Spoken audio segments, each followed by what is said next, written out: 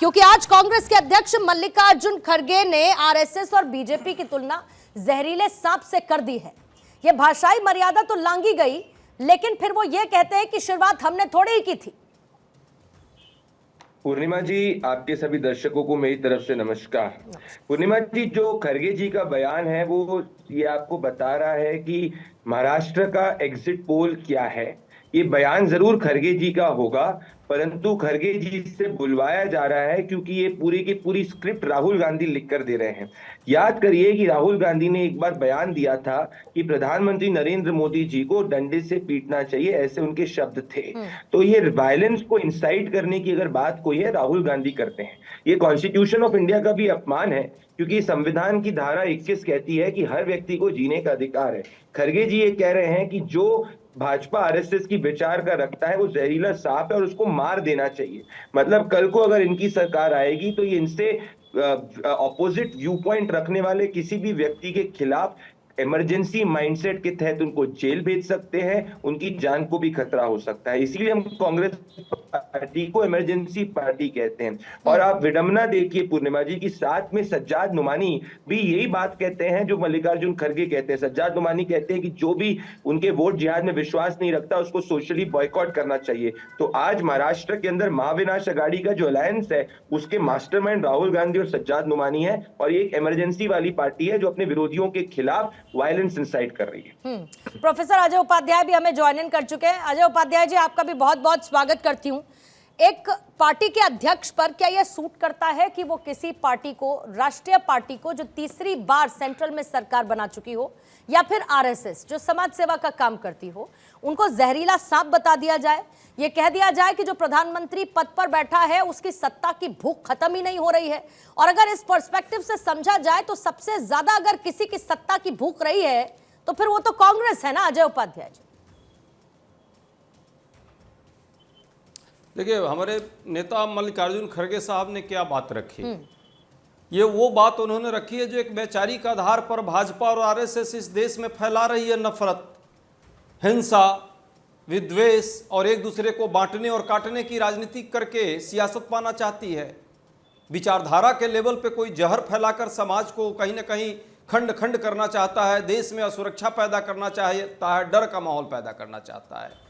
जिस तरह से 80-20 का मामला, चर्बी गर्मी का मामला, जब चुनाव आएगा तो कभी बांटो काटो का मामला, कभी मुजरा कर रहा है विपक्ष, कभी मंगलसूत्र छीन लेंगे, कभी बेटियां हरी जाएंगी। ये प्रधानमंत्री की भाषा है क्या? क्या ये जहर नहीं है क्या?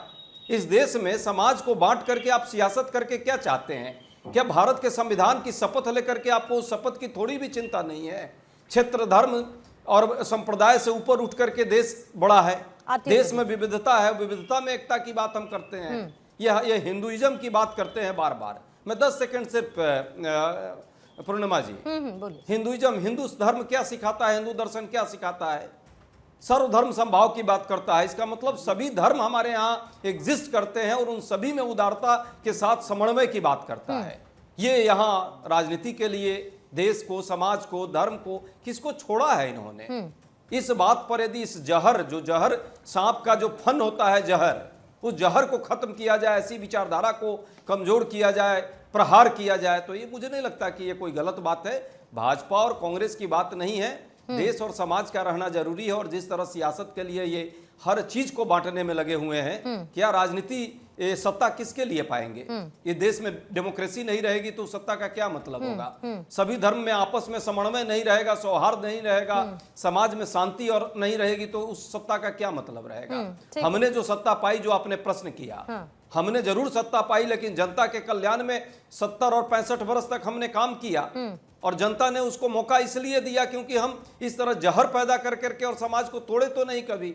हमने सबको लेकर चलने की बात की। यहाँ तो हाथी के दांत अलग है खाने के और दिखाने के। ठीक है, जब मन करता है एक उठता है इनका नेता और कुछ का कुछ यही कर देता है। यही कह रही थी मैं प्रदीप भंडारी की कांग्रेस फिर यही कहती है कि हमने थोड़े ही इसकी शुरुआत की, और उन्होंने तो प्रधानमंत्री मोदी के लगातार दिए गए बयानों का जिक्र कर दिया कि चुनावी माहौल में ये शॉर्टकट तो बीजेपी अपनाती है। पूर्णिमा जी, यहाँ खरगे जी कह रहे हैं कि जो भाजपा आरएसएस के विचार में विश्वास रखेगा उसको मार देना चाहिए। ये ओपन टू इंसाइटमेंट है, ओपन टू वायलेंस है। यहाँ पे मेरे मित्र अजय उपाध्याय से पूछना चाहता हूँ, कांग्रेस के नेता जिसने कहा था मोदी तेरी खबर खुदेगी, क्या कांग्रेस पार्टी ने उसके खिलाफ एक्शन लिया? नहीं एक्शन लिया।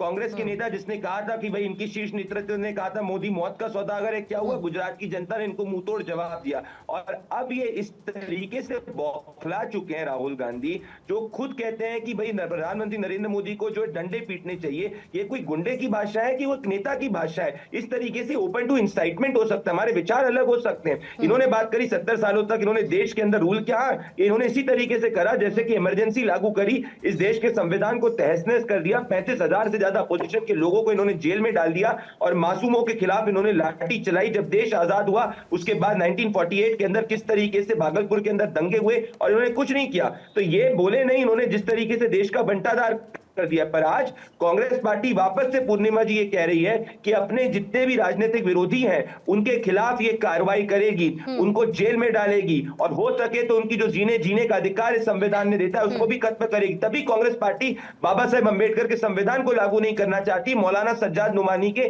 तालिबानी संविधान को लागू करना चाहती है। और वो तालिबानी संविधान के अंदर अगर कोई उनकी विचार से एग्री नहीं करता उसको मार दिया जाता है, काट दिया जाता है। तभी कि मौलाना सज्जाद नुमानी के खिलाफ नहीं बोले, क्योंकि राहुल गांधी और मौलाना सज्जाद नुमानी दोनों घर में बैठ के इन लोग ने अलायंस किया है। ठीक है अजय जी, आपका जवाब लेने से पहले संजय द्विवेदी जी आपके पास आना चाहूंगी।